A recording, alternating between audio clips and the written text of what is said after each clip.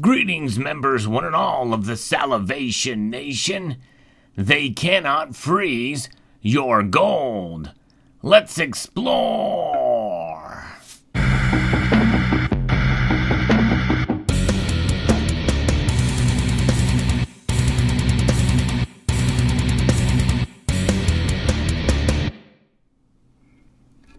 They cannot freeze your gold because it's already frozen. That's probably not what you were expecting to hear in this video, but if you look at it in terms of the physical properties of gold, which is part of what is the appeal of this yellow metal, it does not react to the elements, save for temperature. And what is the freezing temperature of gold? It is $1,948. 1,948 degrees Fahrenheit, which is very close to the dollar amount per ounce that gold is right now. Go figure. That's just over 1,000 degrees Celsius. That is gold's melting point. And what does it mean to be frozen? Typically, being frozen means that a substance hardens that is normally liquid.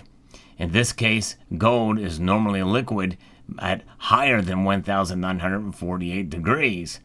Gold is hot right now for sure in terms of its price, around $2,000 an ounce.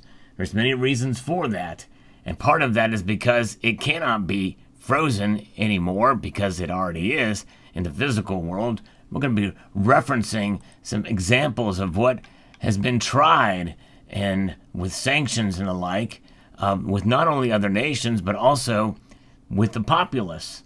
And we'll talk about that here and why gold can't be frozen. As long as you hold it in your possession, you hold it, you own it, and they can spin their wheels round and round trying to adjust and trying to make it so that you cannot use this metal for wealth preservation or make it very, very difficult to do so. But they cannot stop it. Gold is what it is and always will be what it will be, and nothing they can do can stop it. We have seen the most recent example with what is happening with sanctions targeting the Central Bank of Russia that has frozen the country's foreign exchange assets. A sizable portion of those assets, about $120 billion, sits in Russian vaults in the form of monetary gold. In fact, on this very channel, we covered that the story about Russia showing its gold. They do have the gold, if we can believe those photos. There's actually images of Russian President Vladimir Putin holding gold, and you've seen some of those in some of my thumbnails. That is the case here, and we have been seeing more and more movement in that direction to tighten the noose fiscally and economically on Russia's economy. The latest is a proposal that I covered from some senators in the United States Congress who are proposing a way to freeze the gold assets in Russia. I just don't think that's going to do a whole lot of good because gold is, again, a metal that is certainly very, very liquid. And I'm not talking about its state that you would see chemically or physically, its melting point there.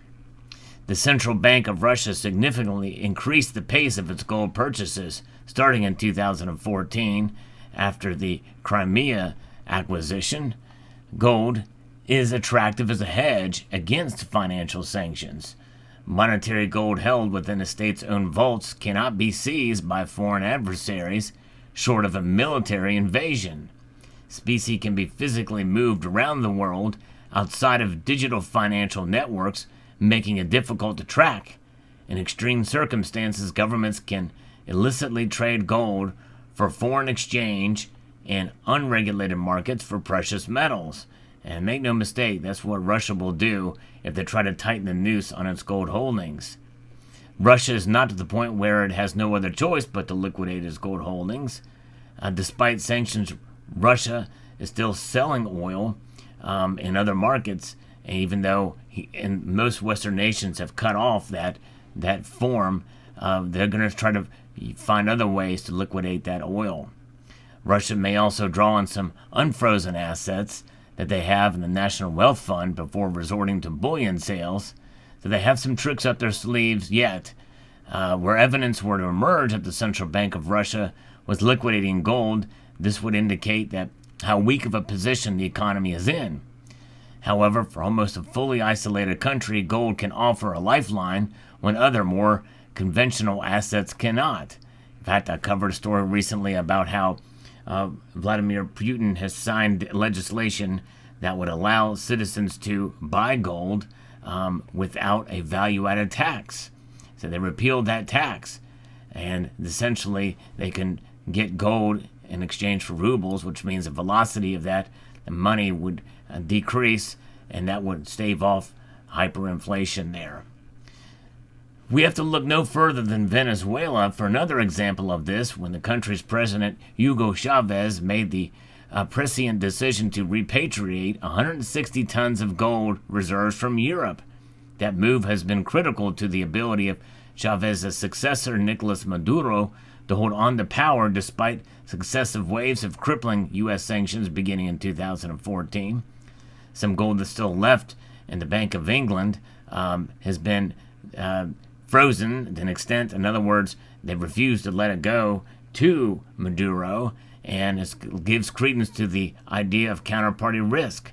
Having gold stored elsewhere means that there is counterparty risk, and Maduro is certainly well aware of that now, as he has no access to that gold. So in a sense, that sanction is working. Sanctions targeting Caracas piled up, including Washington's decision to blacklist Banco Central de Venezuela in 2019. The Venezuelan financial system found itself nearly completely isolated from the world economy. He reached for the gold, Maduro did, but in a non-traditional way. Compared to assets like U.S. Treasury bonds, gold holdings are relatively illiquid. That is, they are difficult to turn into cash.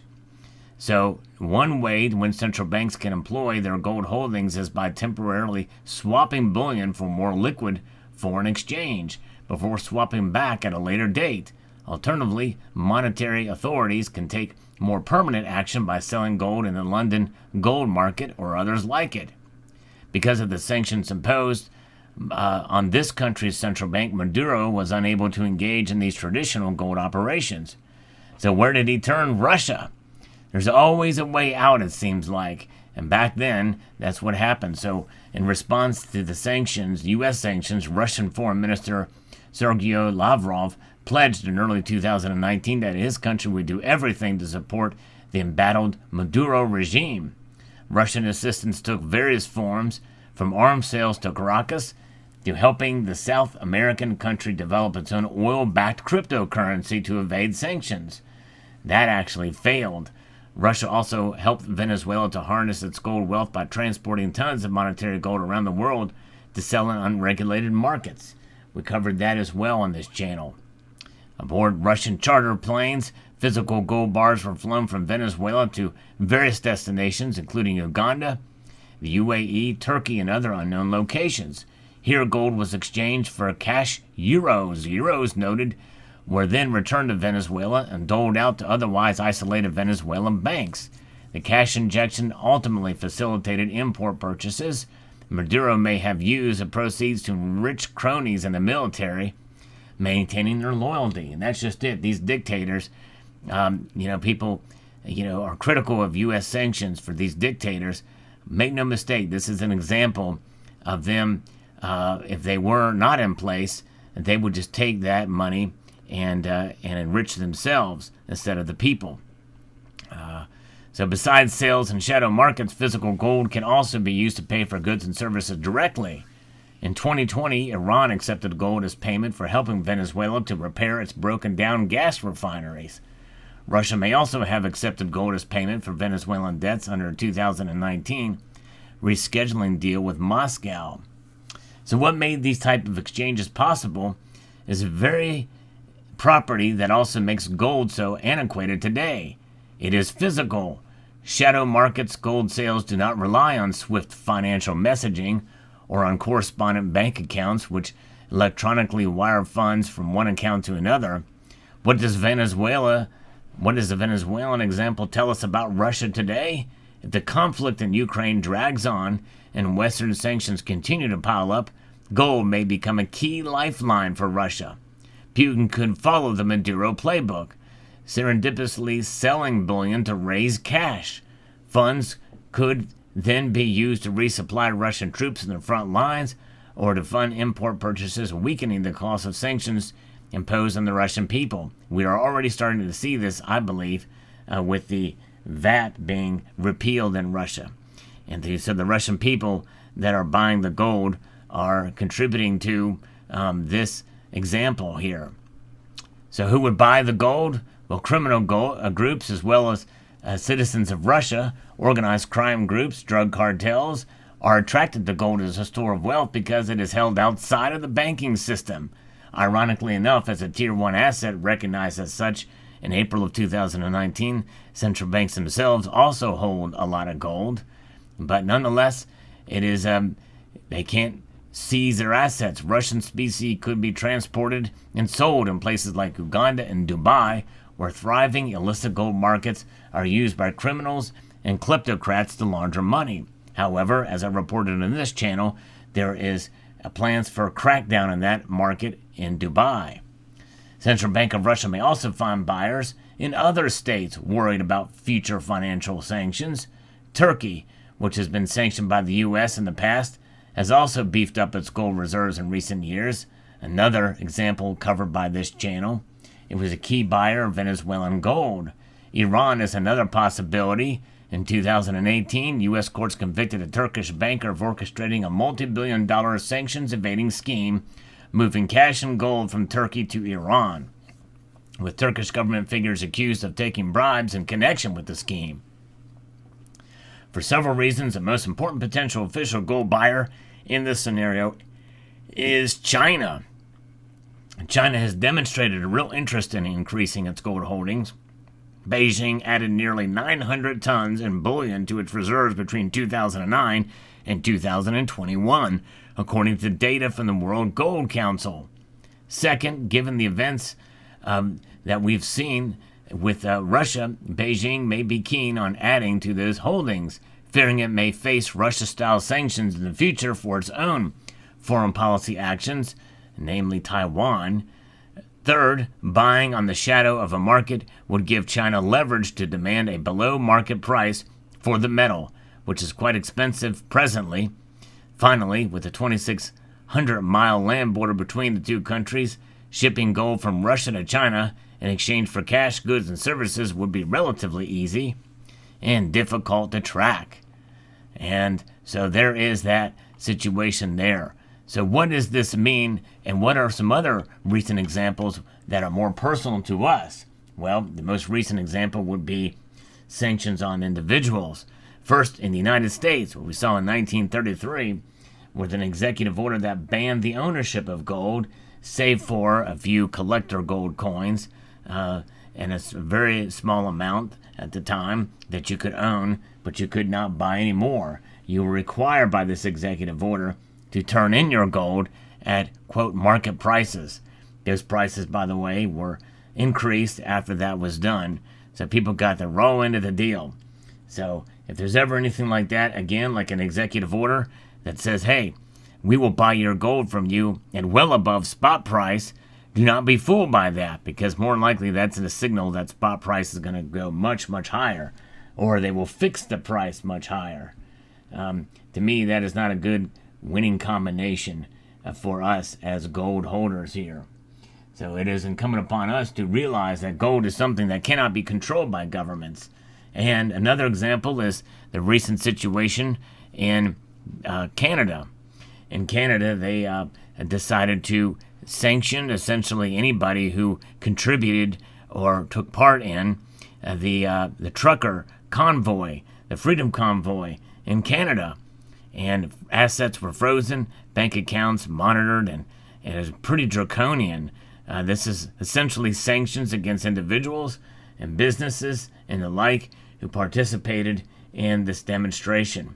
Very much something dictatorships do right there in the Great White North. And so they cannot do that to gold. gold cannot be sanctioned. It cannot be frozen. And why? Because it's already frozen in its present state, in solidified form, very dense metal that you can hold in your possession. It has value and will continue to have value. And yes, it may be difficult to transact with gold in some ways, and it may get to a point and down the road where you may have to do it in secret. And in fact, right now it's being done out in the open with things like this. The gold back can be exchanged with businesses who agree to make those exchanges using gold foil notes, but I also envision a time where larger purchases and being able to make transactions utilizing gold coins of various different sizes and or bars. So there you have it. Gold cannot be frozen. They can't freeze it. Nothing can freeze it. It is what it is. And I hope this encourages you, for those of you who have been discouraged by price movements, although I think right now, I think everybody is definitely not discouraged on the price of gold compared to other assets out there. It has done very well. It has done very well to preserve your wealth. And for those of you who hold it, we hang on to it. We hang on to it indeed in these trying times. So let me know what your thoughts are in the comment section below. I hope you enjoyed this video. Would like to extend a multitude of gratitude to you all for taking the time to watch, and to encourage you to please rate, share, comment, and subscribe.